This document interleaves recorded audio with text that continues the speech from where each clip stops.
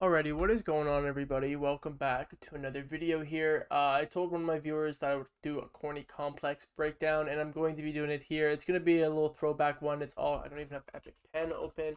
I am trolling, but it's all going to be from Fortnite.gg instead of, mixed with in-game and all that stuff, because it's just going to be more focused towards cash cups because FNCS is over, and hopefully next season, all the map is totally changed, ideally. But basically, this is what we are working with in regards to Corny. There isn't any more, or there is henchman chest. There's two inside the house. One in the attic, and the other one is in the basement. So those are the two chests we kind of work with.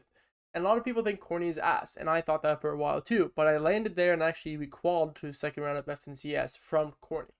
And the reason why I think it's really good is because of the floor loot. The floor loot is there's a shit ton of floor loot. So this means there's a shit ton of chances for pads. It's also a big, like a large piece of land. So you actually have an increase for llamas as well because you are really looting all of this land here as well as, driving through other places. And there's just a great chance for pads, for llamas and everything. We usually left Corny with like 2 to 3 pads was like average. And it was like one game where we had no pads or something like that. So if you check everywhere, there's a great amount of pads here for everybody. Now the metal is a little bit lacking, and that's a little bit annoying. Brick and wood, you can get capped pretty easy. There's tons of brick spots around here as well, but the metal is kind of difficult to get. So inside the house, right here, there's these wires that go all around at the top, these blue and red wires, and you can actually break them for about like 10 to 15 metal each. So whoever lands in the house is going to be farming for quite a while in here, trying to get the cap metal. Farming all of the kitchen appliances, farming anything that gives like 5 to 8 metal. Just hidden stuff while they're running around. Farming, the metal shelves that give like 8 metal and stuff like that. They're gonna be farming that a lot. And there's also a truck back here, a truck right here, and then these red tractors that are kind of like staggered throughout the POI, and those give like about 30 to 40 metal each. So you want to kind of make a loot path around the metal because you want to make sure at the very most you have decent weapons, decent heals. You guys are all full shield and you have decent metal. Like that's the most important with leave it. So where's some other metal? So this got whoever lands barn would get this truck here, and there's also some tractors throughout this spot here, as well as some other tractor spawns and stone and everything. But there's also some of those same wires inside this barn here, or stable. I guess there's a stable inside this stable here, as well as other stuff you can hit. I think you can get about 200 metal if you hit everything in here. That's kind of unrealistic, so probably about 150. You hit this, now you're up to 180 to 200. You hit all these tractors, and this guy should be leaving with around 300 to 400 metal. Is the guy that loots all this after he hits all the tractors and this out here and all this spawns over here, and these little orange things give about 10 metal each. Now over here, the majority of the metal on this side of the map is in this little red wheelhouse here, but there's also a tractor spawn here, and there's these green little carts give about 10 each, as well as those yellow carts. So you get about 80 to 90 metal just from, sorry, not that, just from right here. But inside here, there's actually a wheelhouse. There's the wheelhouse. There's like these two like metal wheels that are right on top of each other. And what you have to do is actually loot from the top down. So you know how that stick man over in Castle. There's a stick man. Where is it? It's like right over here. This stick man you have to break from the top down so you can utilize all the metal. You have to do the same thing over here, and this guy can end up leaving this just looting these two with about 400 metal, 400 to 500 metal, just by looting. That's it. So you have to hit everything. You got to hit all the metal you can, and then you guys would probably end up being like 300 from this guy, 400, and then 500 would kind of be the ideal where to be, or even 400 here. But that's enough metal to make it to end game, get a refresh. You guys are good. So what do we do if we're unconned? So in my opinion, the best thing to do if it when unconned is to meet up over here. Okay, because there's a big amount of land over here, so and you kind of have to make sure people have enough loot. So what I like to do is we send one guy here, and this guy, he's gonna have both of the henchmen chests as well. So he's going to have to comment what he gets from both chests. Okay, there's a blue pump over here. This guy might come and grab the pump and be out. But everyone has an IO car, which is important. I don't know if I can turn on and see the car spawns. Can. Okay, so everyone has an IO car.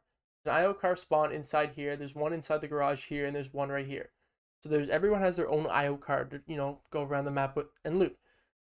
So one guy's gonna land at the house. He's gonna hit the house, hit the metal, and he's going to hit this hole here, and then he's gonna hit this hole.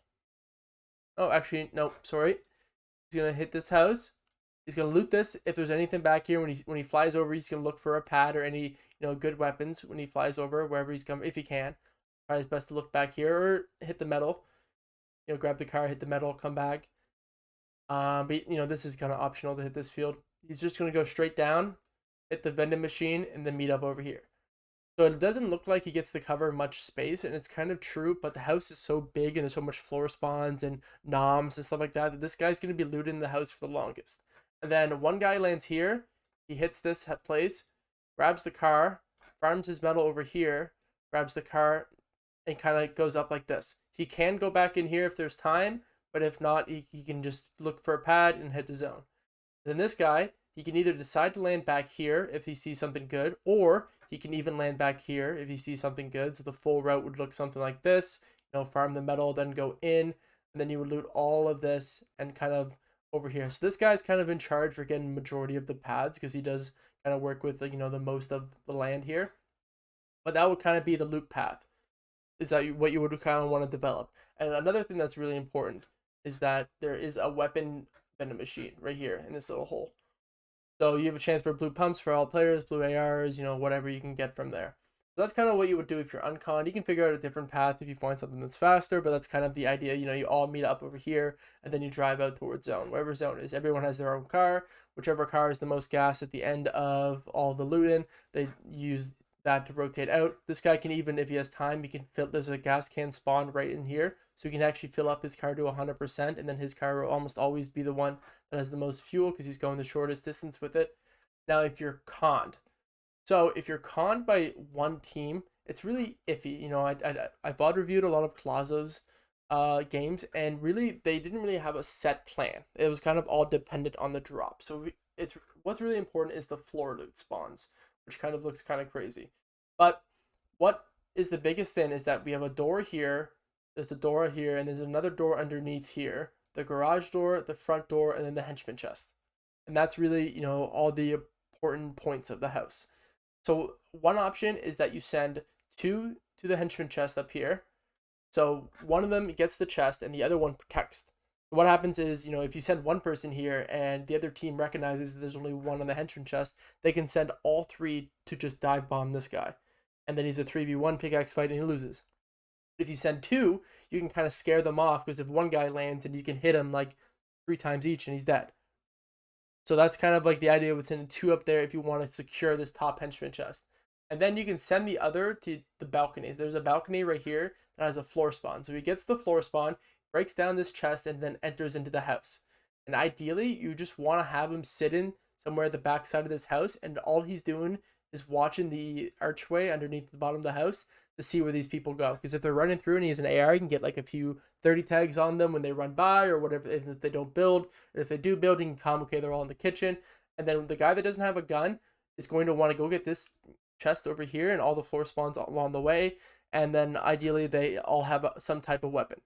And then you would, devise a plan from there. Okay, we have 2 shotguns. What are the chances they have 3 shotguns or even 2 shotguns? Let's go down there right now and jump in their boxes and kill them all. Okay, we have 2 ARs and a shotgun.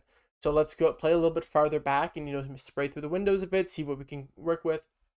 And then another play Colazo's team did is that when they beat the henchman chest, they sent one person to balcony. So one person went, there's a balcony here, and he jumped down and went for the bottom henchman chest. Colazo entered through the kitchen over here, and then one person aimed for the back balcony here and hit garage. And that's what was their path. They all find loot, and then they worked their way up. And how they went up, actually, is that they would be distracted over here, and who's it, Trashy, I think he plays with, would lurk up over here and end up going behind them. And then he would be on height, and then, think about it. If you have one guy on height and 2 below, and there's the teams in between, they can be like, oh my god, some guy's on height. I didn't know he was there. And then, the comms are fucked, and then they end up losing. So that's if one team and you guys con house. Usually the team that owns house wins. Now, 3 teams. If they all triple house, good fucking luck. Find a gun, good luck. Or you can bail out. So options to bail out. Ideally, if this is, double conned or triple conned and you're either the 3rd or 4th team, you can bail out to just own this side over here. And because of the timing and the IO car, you can actually loot all of this, hopefully before this team finishes fighting, and then go over here, hit 3 chests, and even try to work your way to bridge or this IO over here before the risky team does. Because if the risky team is conned, then the fight's going to drag out for a while. But if they're unconned, then you have to mess with the timing and see if you can get up here before they can. Just so you can own this bridge. When they come carring up, the risky team, then you can shred them for some surge. When the craggy team comes to rotate like this, you can shoot them for surge, stuff like that, and then you can rotate with that IO car or the IO car you took from Corny. And the other option would be you triple con or quad con the house, which is just going to be whoever gets a gun. And then the final option is that you could send, all 3 over here. So like 1, 2, or 1, 2, and 3. So you guys loot all of this, and then you go up and you try to yoink some of the commie split.